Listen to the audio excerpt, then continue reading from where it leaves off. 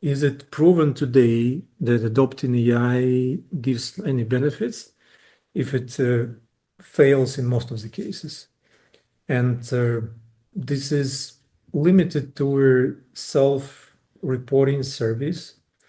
But basically all analytics, like in the industry that we tend to trust, converge that when done right, you achieve at least 40% improvement in cognitive tasks. You kind of people in organization achieve at least 12 more tasks completed and achieve at least 25% faster with a special kind of noticeable improvement of performance in complex use cases.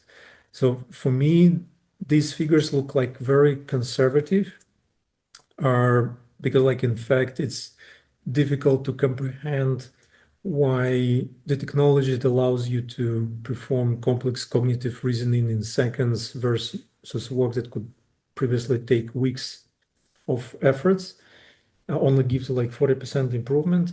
On the other hand, if we go back to all the points of failure where the systems need special kind of handling and tuning, this explains why actual ROIs can be significantly lower and even negative, because the overhead of implementing them kind of very much balances the benefits in many ways.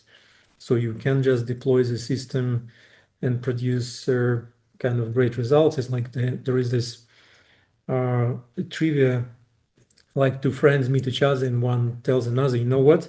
I can now type 2,000 words per minute. Like it's so fast. My velocity is amazing. The only downside, the output is total garbage. So it's like very similar to this use case. So if you kind of start using the system, you can produce outputs very fast. But unless you put specific guardrails and stick to operational like frameworks in place, the outputs very likely will be a lot of garbage. And the actual kind of ROIs to expect, again, coming from the self-reporting service and research, can look like this, for example.